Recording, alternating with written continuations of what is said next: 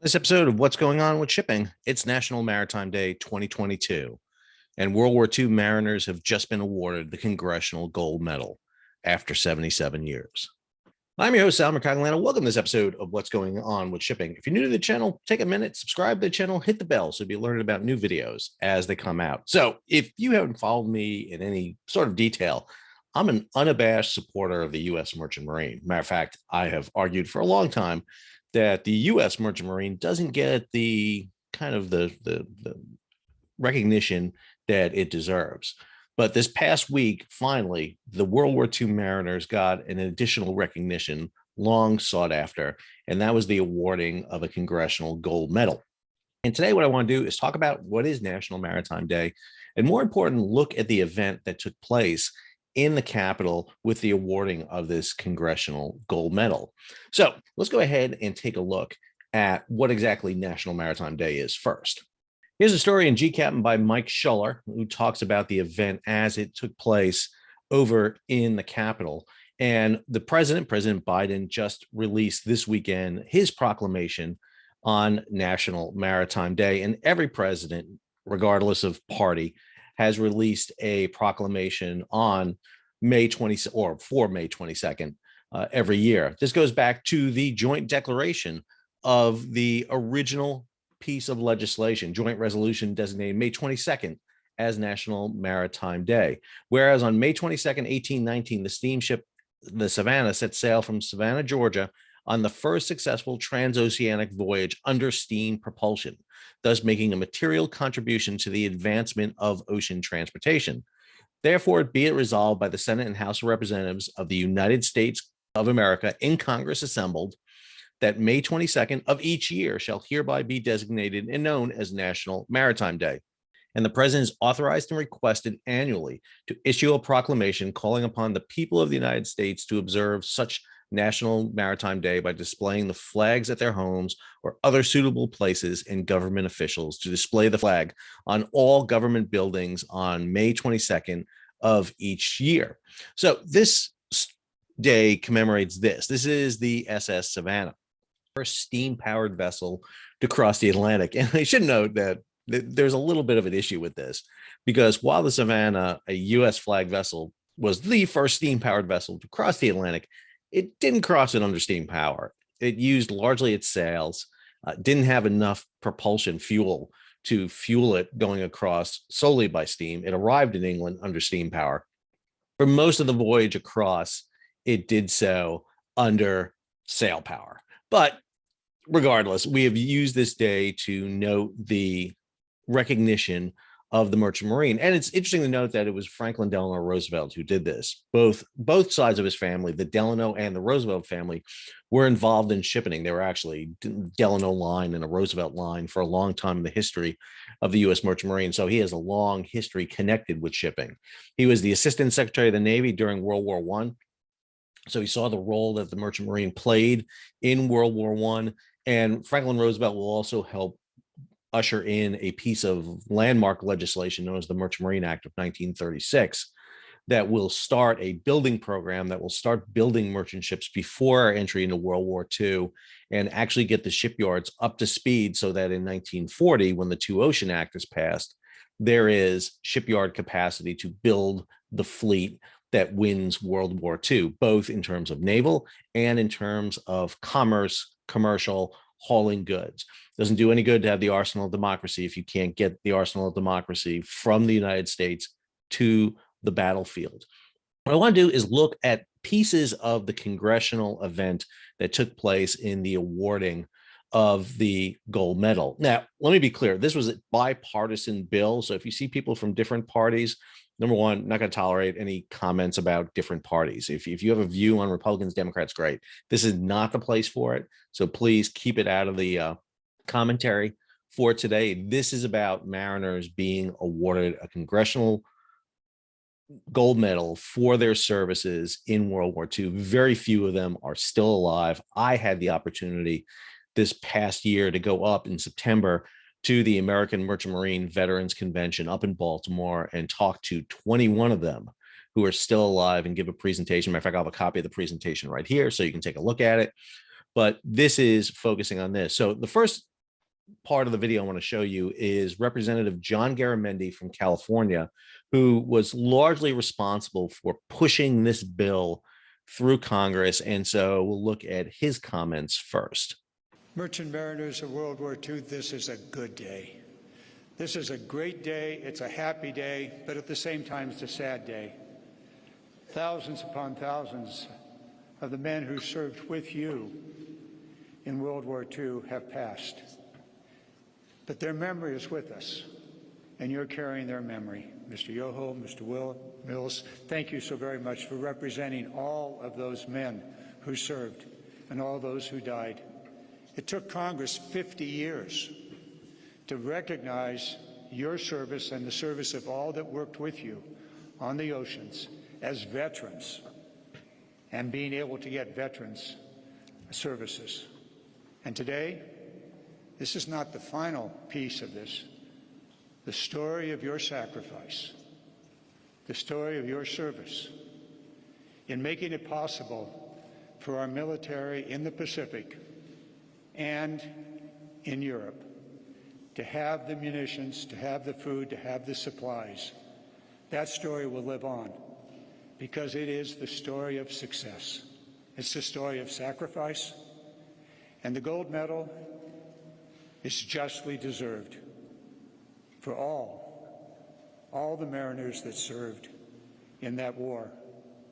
And today, across this world, your successors are also serving this nation in the commerce of America and in supplying the necessary goods, services, materials to the men and women in our armed forces, and most recently in the Ukraine situation. So today is a day of honoring you and all who you represent. It's a good thing. I'm very sorry that my colleague Don Young isn't here with us. We talked about this moment.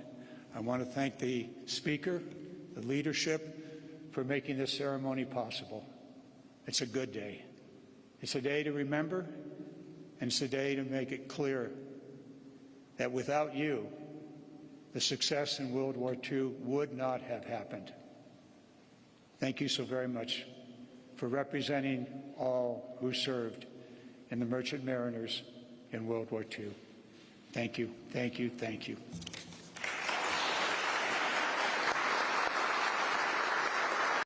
So Representative Garamendi paid tribute to not just the merchant mariners, but to Representative Don Young, who just passed away. He was congressman from Alaska. It was a co-sponsored bill, Garamendi and Young, Democrat, Republican, who put this bill together, fought it through Congress quite a bit.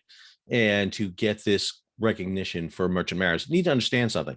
When merchant mariners served in World War II, they were in the front line. 733 ships sunk, 9,500 merchant mariners killed, and President Roosevelt wanted them to receive veterans benefits since they were in the front line. I mean, merchant ships were right there, up from the very beginning of the war to the very end of the war, and they were denied veterans benefits. And he fought Congress against this when the GI Bill, when the GI Readjustment Act was passed in 1944.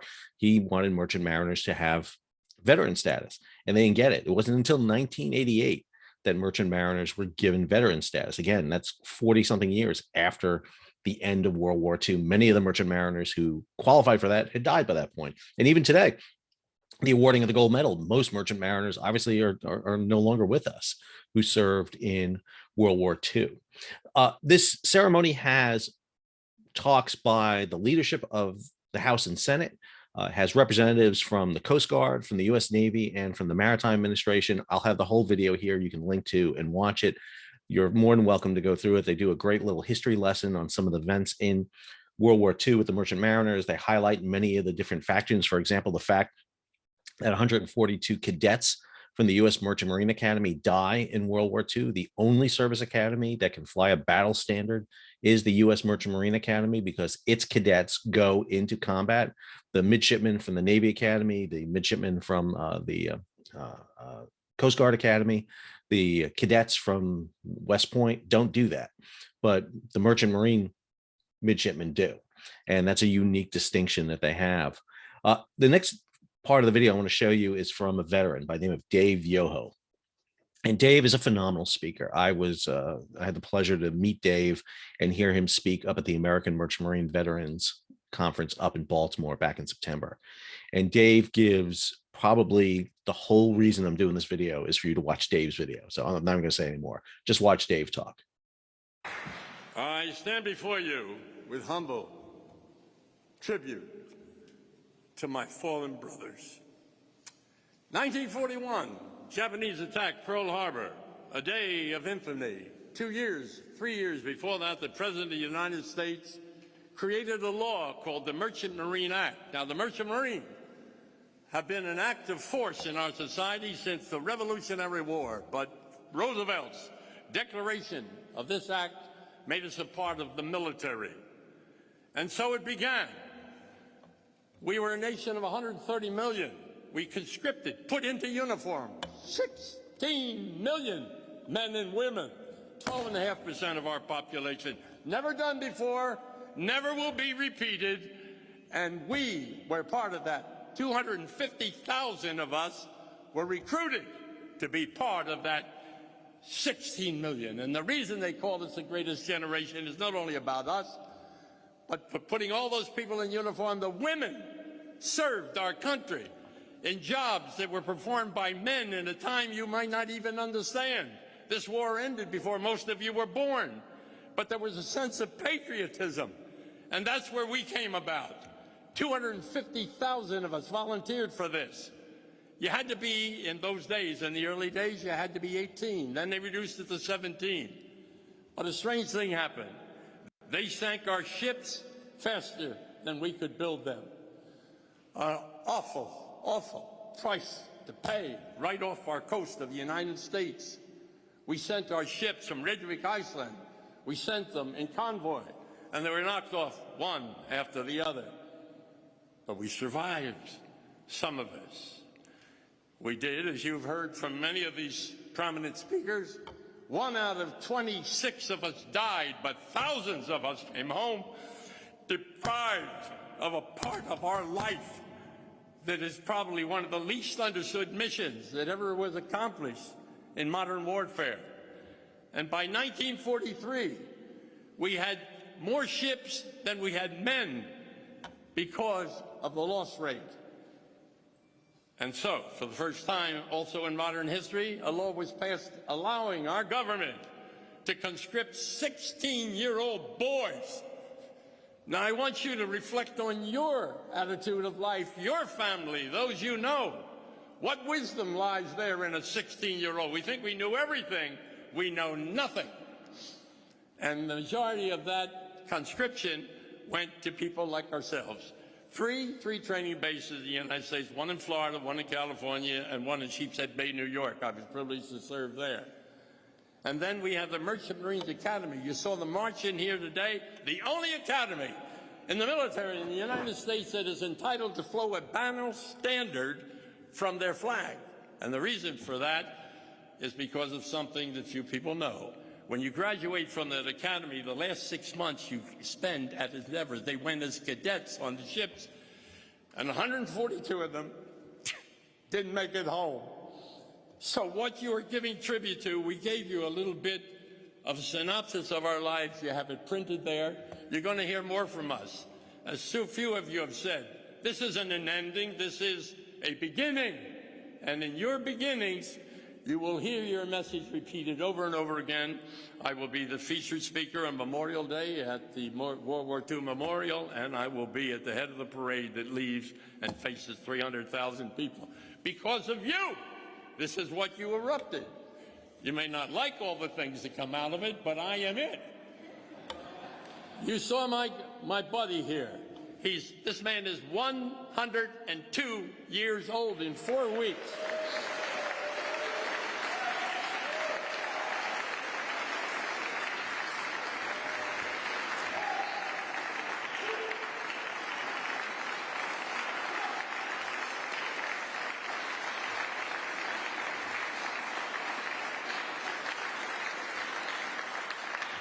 And I am on the other side of the spectrum. I was, when the war ended, I had been on a ship for 13 months in the Pacific Ocean when the war ended, August 15, 1945. 4 days later, I turned 17. We brought home the scars of war. And I don't know if you saw the movie Saving Private Ryan. There's a scene in it where an old man kneels in the cemetery, Normandy, France. And he kneels in that cemetery and he weeps. And he says, did I lead a worthy life? Did I do what I raised my hand and swore to do? Did I do that? And that's the paean that you hear from us from time to time. We delivered 15 million tons of goods, war materials in 5 continents.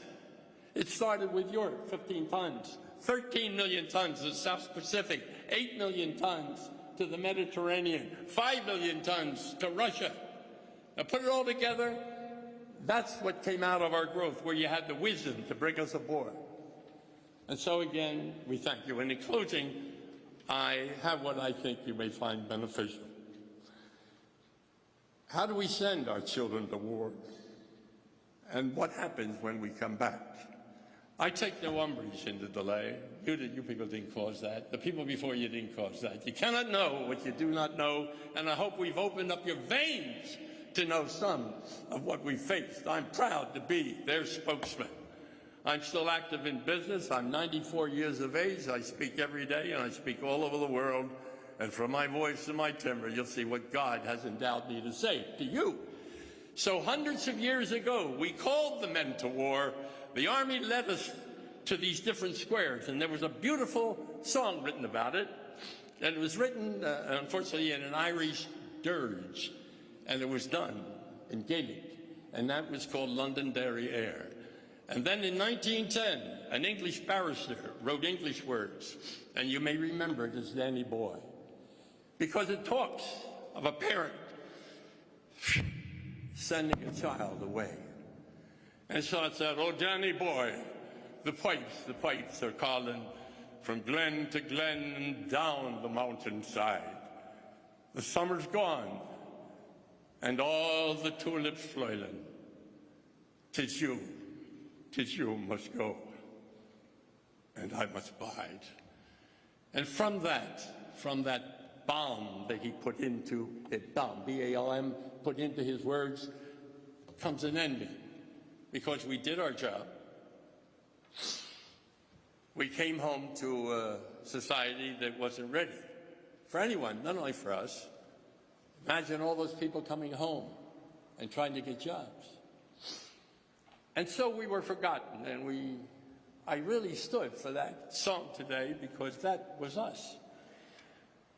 And so that this ends then in a prayer.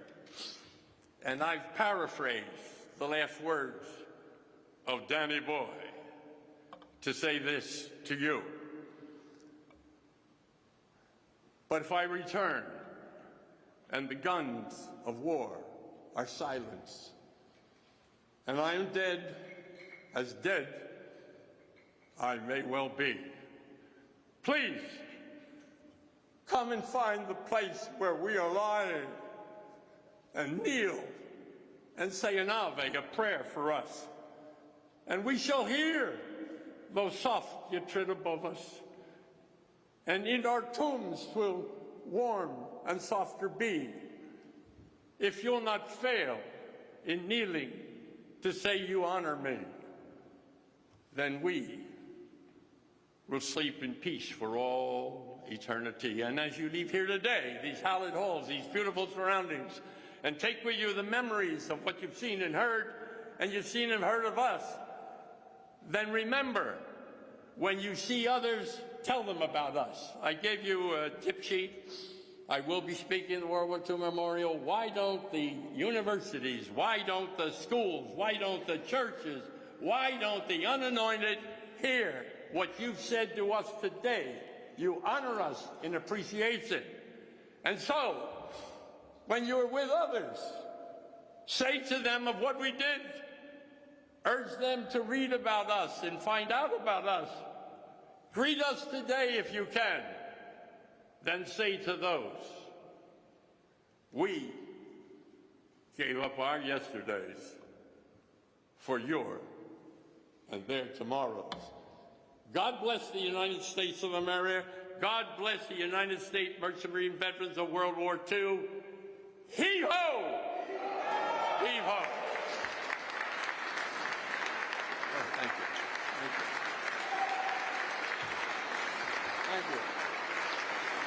Well, like I said, Dave can talk, and he's an amazing speaker. And he gave a talk just like that when he was up in Baltimore with us, and it was incredible to watch. It was extremely incredible to watch. And I think Dave hits the issues there better than anybody else. I just want to give you a perspective on what I mean by, and what Dave means by, the fact that the role of the Merchant Marine in World War II, at least the U.S. Merchant Marine, has largely been forgotten. And let me give you that, not just me conveying it to you as a historian, but let me give it to you graphically. So at the end of World War II, all the armed services did official histories of themselves. So for example, the Marine Corps has what's called the Red Book series, 5 volumes. The Army Air Forces has the Blue Book series, 5 volumes. The U.S. Navy, which I'm going to come back to, has 15 volumes done by Samuel Eliot Morison. And then the U.S. Army has the Green Book series, 79 volumes. 79 volumes. It is tremendous. As a matter of fact, I would argue the Army Green Book series probably does the best at capturing the role of the Merchant Marine in World War II.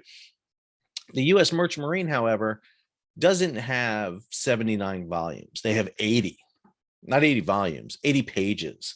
This is the official history. It's up on the screen right there. Matter of fact, the copy I have up on the screen here for you is the copy that the U.S. Maritime Administration has, a black and white Xerox copy that is the official history of the U.S. Merchant Marine in World War II. Again, 80 pages roughly, 81 if you count the cover, but it's just woefully deficient in covering the history of it. Now, that doesn't mean there's not histories of the Merchant Marine that are written. Good buddy of mine, William Giroux, did one of the best volumes out there, The Matthews Men. But The Matthews Men and his subsequent book on the PQ-17 convoy are great snapshots of the Merchant Marine in World War II, but they're not an entire history of it. Go back to the 15-volume series that was done on the U.S. Navy in World War II by Samuel Eliot Morison. That has been the standard reference for most naval histories and most histories written about World War II, at least on the ocean side for the United States. My problem with Samuel Eliot Morison's World War II, and don't understand something, I was weaned on that, the 15 volumes. I got them, I'm right down here on my bottom shelf down there. I have them. I love them. They're some of the best written material, I think, on World War II out there. I love Samuel Eliot Morison, but his depiction of the Merchant Marine causes a huge problem about the Merchant Marine going forward. This is from a recent presentation I just gave where I talk about the perception of the Merchant Marine post-World War II. These are quotes taken directly out of the 15-volume series by Samuel Eliot Morison about the Merchant Marine in World War II. In the bottom left there, the Merchant Marine should either be absorbed by the Navy or made an auxiliary service under military discipline, like the Navy construction battalions, the famous CBs. Upper left, relations between the Navy and the Merchant Marine have always been somewhat delicate. In the presence of the Naval Armed Guards, these are the crews that were put on merchant ships to protect them, to man the guns, created a point of friction. At the beginning of war, trouble or friction with merchant seamen on board was reported by about 30% of the Naval Armed Guard officers. Understand, most Naval Armed Guard officers were reservists, draftees brought in, had really no understanding about literally the Navy, let alone the Merchant Marine. Naturally, the presence on board ship of military personnel who were neither under Union control nor interested in pay, bonuses, and overtime were galling to many of the seamen and their Union officials.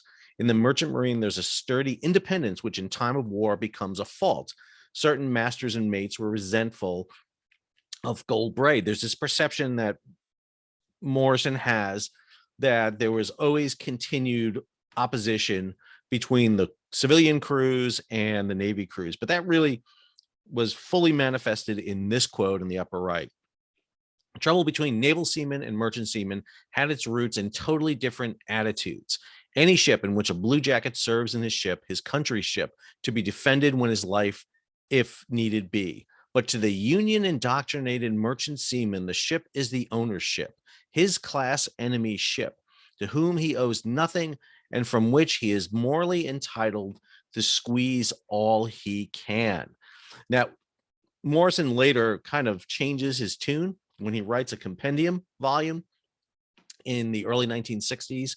In the penultimate paragraph, he says this: "We must never forget that if the Navy can never function properly without a strong, efficient merchant marine, or without the know-how of master mariners and seamen."